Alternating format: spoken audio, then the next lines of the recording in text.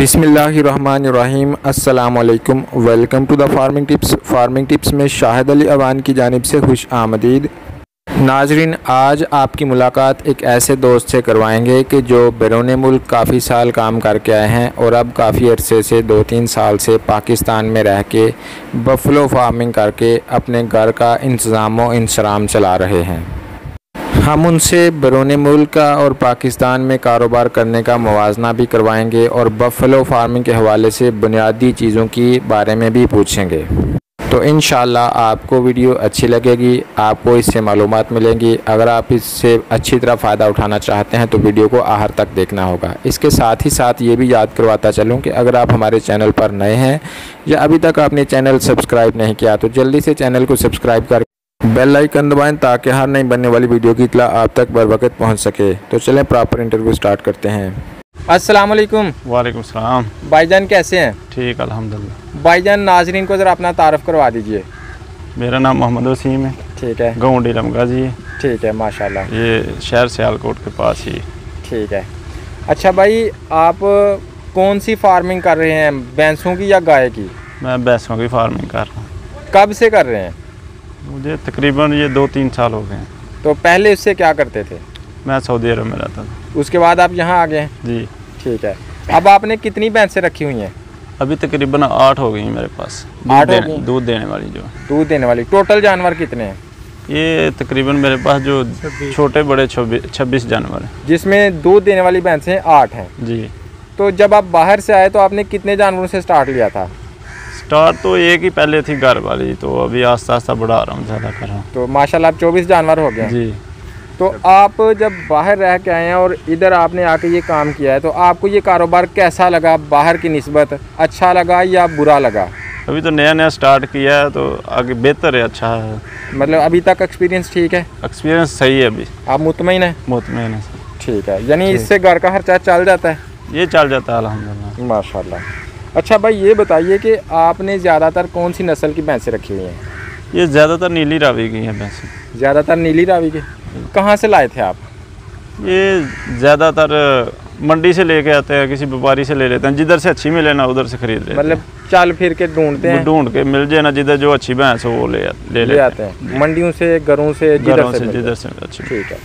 आजकल एक दूध देने वाली नीली रावी नस्ल की भैंस दरमियाने दर्जे की औसतन कितने की मिल जाती है?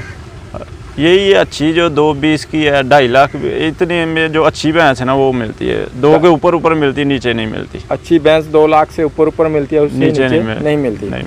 बाज़ लोग बात करते हैं 3-4 लाख वाली भैंस, उस तरह की भी भैंसें होती हैं क्या? वो भी होती हैं, लेकिन वो 100 में से एक होती है, हर कोई नहीं होती। अच्छा, तो ये जो आपकी औसतन भैंसें हैं, 8 भैंसें हैं, इनमें से जो भैंस ज़्यादा से ज़्यादा रोज़ाना का दूध देती है वो कितना देती है? वो 12 किलो ज़्यादा से ज़्यादा। 12 किलो। इस 12 किलो दूध देने वाली या बाकी दूध देने वाली भैंसों को आप क्या चारा डालते हैं? ये सब्ज़ चारा और गंदम का दलिया। ठीक है। और सरसों की खाले ये मिला के दे रहे हैं हम। अच्छा। एक टाइम ये डालते हैं, एक टाइम ऐसे सब्ज़ चारा डालते हैं। चारा सारे दिन में कब और कितना डालते हैं? 2 टाइम डालते हैं, सुबह शाम। सुबह शाम? जी। चराते भी हैं? नहीं चराते नहीं। ये आपकी भैंसें नहा रही हैं, ये आपने इनके लिए शायद तालाब बनाया हुआ है? जी जी बिल्कुल। चराते नहीं है, 2 टाइम सुबह और शाम आप इनको चारा डालते हैं, तो कितना डालते हैं? औसतन नहीं है, कोई मरले का हिसाब रखा हुआ है, इतने मरले के खा जाती हैं ये चारा? 1 एकड़ तकरीबन 1 महीना गुजर जाता है हमारा। 1 एकड़ में 1 महीना गुजर जाता है? 24 जानवरों के लिए सीजन में आपके पास कितना चारा होना चाहिए? ये हर महीने में अगर सर्दी में चले जाए ना तो फिर तो 2 एकड़ लगा लें तो काफ़ी है। ठीक है। जो लहसुन होता है। ठीक है। तो बाकी इस मौसम में तो चेंज करना पड़ता है, थोड़ा 1 महीने के बाद 1 महीने के बाद नया डालना। इसमें तूड़ी मिक्स करके डालते हैं या हालत? तूड़ी मिक्स करके डालते हैं। तूड़ी कितनी डाल रहे हैं? 1 एकड़ तो ये खा गए 1 महीने में सब्ज़ चारा, 1 महीने में तूड़ी कितनी खा जाते हैं? तूड़ी भी तकरीबन 10 मन लग जाती है। 10 मन लग जाती है? सही है, 1 महीने के अंदर। जी। ठीक हो गया। अच्छा, ये बताइए कि 24 जानवरों को रखने के लिए कम से कम कितनी जगह दरकार होती है? ये कम से कम 2 कनाल जगह होनी चाहिए। 2 कनाल जगह में कौन कौन सी चीज़ें होनी चाहिए? तो इनके लिए जगह, ये साया वगैरह बना होना चाहिए जहाँ ये बैठ जाएं सर्दी में और गर्मी में। ठीक है। और सर्दी में धूप के लिए थोड़ी खुली जगह होनी चाहिए जिधर ये धूप वगैरह में बैठ जाएं। अब ठीक है।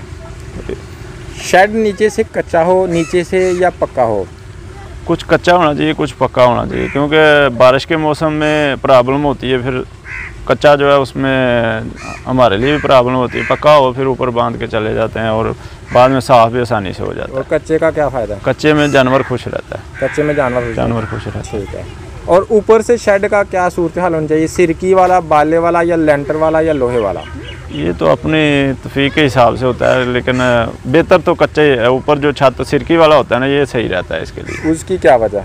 वो ठंडा रहता है, ये ज़्यादा हीट नहीं होता। हदीद का जो छत है ना, ये जो लोहे का छत है जी जी, वो गर्म हो जाता है। लोहे वाला छत गर्म हो जाता है, लेंटर वाला भी गर्म हो जाता है। ये इनमें वो दूसरा जो है हवा की क्रॉसिंग हो फिर सही रहता है। हवा की क्रॉसिंग भी होनी दोनों साइड में हवा की क्रॉसिंग। बिल्कुल सही हो गया। अच्छा ये बताइए कि जानवरों की सेहत बरकरार रहे, इसके लिए आप क्या टिप्स अपनाते हैं कि जानवर बीमार ना पड़े? वो तो 2-3 महीने के बाद डॉक्टर आते हैं गवर्नमेंट के, वो इंजेक्शन वगैरह लगा जाते हैं। हिफाजती। ठीक है। तो खुद ही आ जाते हैं? वो खुद ही, वो नहीं, वो हमारा चौक में है ना डॉक्टर, उससे राब्ते में रहते हैं। वो इंजेक्शन हिफाजती टीके लगा जाता है। तो माशाल्लाह जानवर सेफ रहते हैं। जानवर सेफ रहते हैं। चिचड़ियों, जुओं वगैरह के हल के लिए क्या करते हैं? वो भी इंजेक्शन ही लगाते हैं। अव्वल तो नहीं होते, क्योंकि सफाई हो तो फिर इतनी जल्दी नहीं डालते। ठीक है। तो अगर ज़्यादा नहाए ना, साफ़ सुथरा ना जानवर रखे तो फिर ये प्रॉब्लम आती है। ठीक हो गया। 24 जानवरों को रखने के लिए कम से कम कितने बंदे होने चाहिए मुकम्मल तौर पर? कम से कम 2 आदमी होने चाहिए। फी बंदे की आजकल हमारे इलाके में तनख्वाह कितनी चल रही है?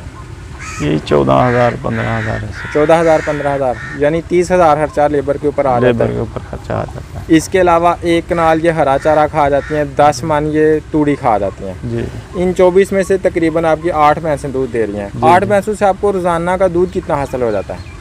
ये मौसम के हिसाब से है, लेकिन हर भैंस जो है तकरीबन 10 किलो जो है ना औसतन देती है भैंस, एक भैंस। ठीक है, तो इसका मतलब ये हुआ कि रोज़ाना का 80 किलो दूध हो जाता है जी। तो माशाल्लाह इस इलाके लेकिन ये सारी नहीं ना देती, कुछ देती होती हैं, कुछ आगे जाके ये सिस्टम चलता रहता है। जी। तो इस वक्त यहाँ पे आपका 24 जानवरों में से 80 किलो नहीं बन पा रहा? नहीं, ये अभी तो 3 है, बाकी जो है सारी मतलब उनका सुबह लेट हो गया? लेट है सुबह। तो ओवरऑल कितना बन जाता है? ये 30 किलो 35 किलो ये निकल रहा है। सर्दी में ज़्यादा दूध होता है। हमारे एरिया में रेट कितना चल रहा है? ये 80 रुपये, 90 रुपये। अभी गर्मी का मौसम में 90, सर्दी में 80 रुपये। ठीक है, यानी 35 ज़रब 90 का रोज़ाना की आपको इनकम है। तो आप ये बताइए कि इनमें से आपको कोई जो बछड़े या कटरे हासिल होते हैं उनसे भी कोई बचत हो जाती है? वो बिल्कुल बचत होती है।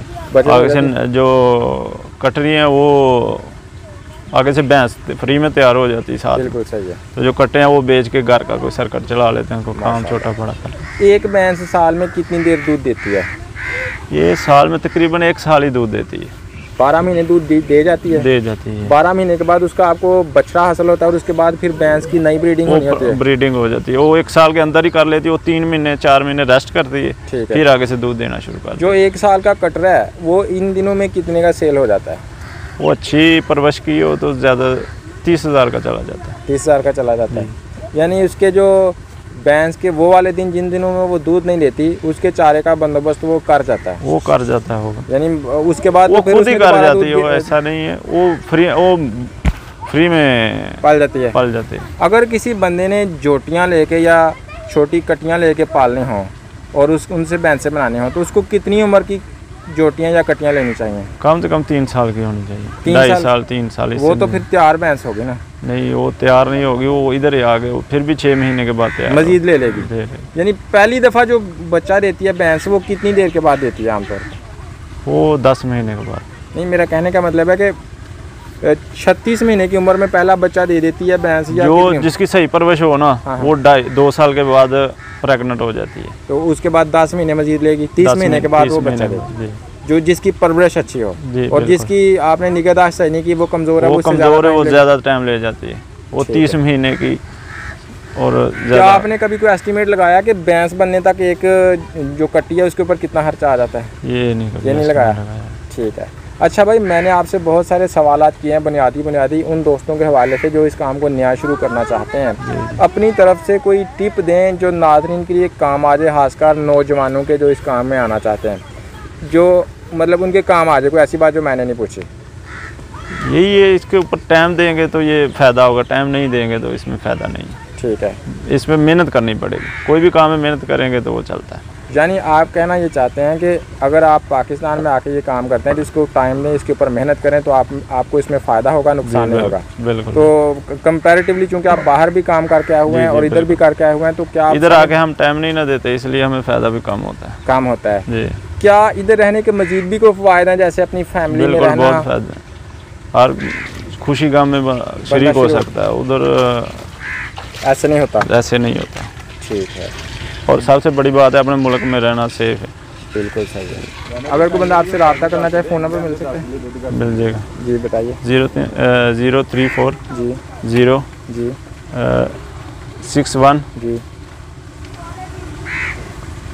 35281। ठीक हो गया, बहुत शुक्रिया भाई। अस्सलाम वालेकुम।